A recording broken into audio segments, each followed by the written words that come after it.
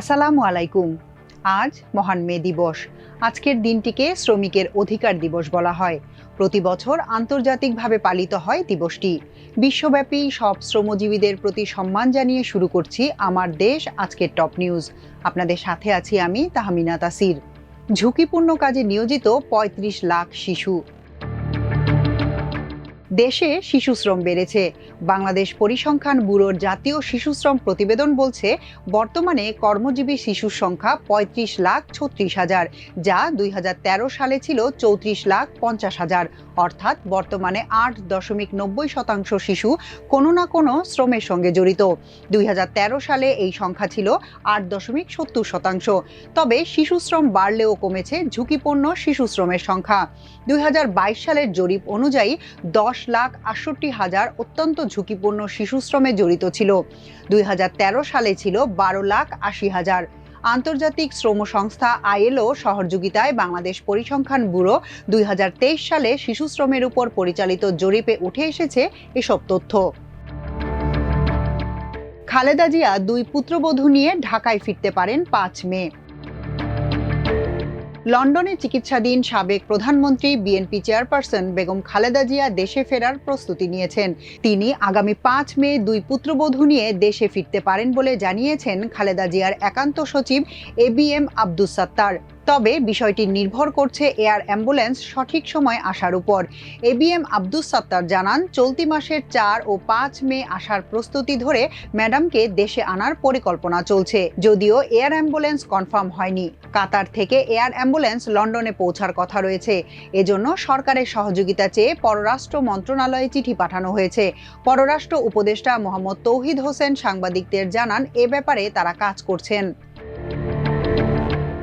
হাসিনা পরিবারের টুঙ্গিপাড়ার বাড়ি জমি জব্দের আদেশ।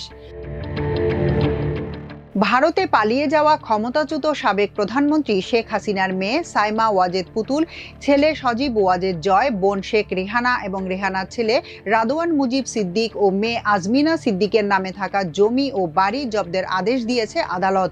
বুধবার ঢাকা মহানগর সিনিয়র স্পেশাল জজ জাকির হোসেন গালিব এই আদেশ দেন।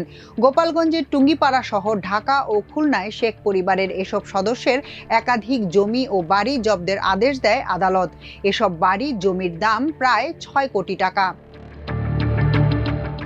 আদানির বিরুদ্ধে দুদকের তদন্ত শুরু। বাংলাদেশে বিদ্যুৎ আমদানিতে ভারতের আদানি গ্রুপের সঙ্গে বিগত আওয়ামী লীগ সরকারের চুক্তিতে জাতীয় রাজস্ব বোর্ডকে পাশ কাটিয়ে শুল্ক ও কর অব্যাহতির মাধ্যমে 4,500 কোটি টাকা ফাঁকির অভিযোগ আমলে নিয়ে অনুসন্ধান শুরু করেছে দুর্নীতি দমন কমিশন দুদক। এর লক্ষ্যে বিদ্যুৎ উন্নয়ন বোর্ডের চেয়ারম্যানের কাছে গুরুত্বপূর্ণ রেকর্ডপত্র ও তথ্যাদি চেয়ে চিঠি পাঠিয়েছে কমিশন। দুদকের উপপরিচালক ও অনুসন্ধানকারী কর্মকর্তা রেজাউল করিম ওই চিঠিতে স্বাক্ষর করেন। বুধবার রাজধানী সেগুনবাগিচায় দুদকের প্রধান কার্যালয়ে এক প্রেস ব্রিফিংয়ে এ তথ্য জানান দুদকের মহাপরিচালক মোহাম্মদ আক্তার হোসেন। মুলাদিতে নদী থেকে বালু উত্তোলন বিএনপি যুবদল নেতাকর্মীদের।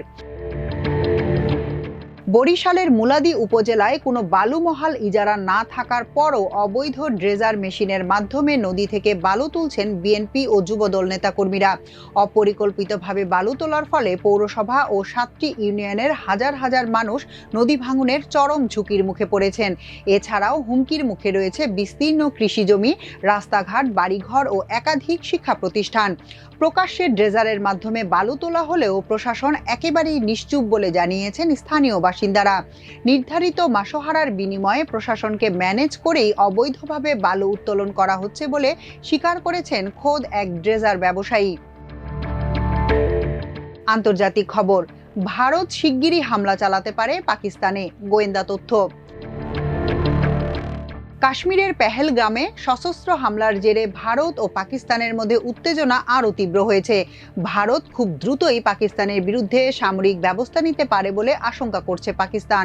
বিশ্বস্ত গোয়েন্দা তথ্য এমনটাই জানিয়েছে বলে দাবি করছেন দেশটির তথ্যমন্ত্রী আতাউল্লাহ তারার।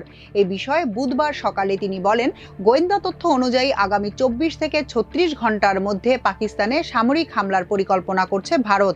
তবে এ নিয়ে কোনো মন্তব্য করেনি ভারতের পররাষ্ট্র ও প্রতিরক্ষা মন্ত্রণালয়। সবশেষ খেলার খবর। চট্টগ্রাম টেস্ট প্রসঙ্গ। জিম্বাবুয়েকে গুড়িয়ে জবাব বাংলাদেশের। সিলেটে জিম্বাবুয়ের কাছে হারের পর অনেক প্রশ্নের মুখে পড়েছিল বাংলাদেশ। বিস্ময় জেগেছিল এমন ভঙ্গুর জিম্বাবুয়ের বিপক্ষেও বাংলাদেশ এমন হারে। চট্টগ্রামে পিছিয়ে থেকে সিরিজের শেষ টেস্টে খেলতে নামা বাংলাদেশ পণ করেছিল এমন সব প্রশ্নের জবাব দেওয়ার। মোক্ষম কায়দায় সেই প্রশ্নের জবাব দিয়েছে দল। চট্টগ্রামে জিম্বাবুয়েকে ব্যাটে বলে একেবারে গুড়িয়ে দিয়েই জিতেছে বড় ব্যবধানে। ইনিংস ও 106 রানের বিশাল এই জয় জানাচ্ছে সিলেটের হারটা দুর্ঘটনা ছিল।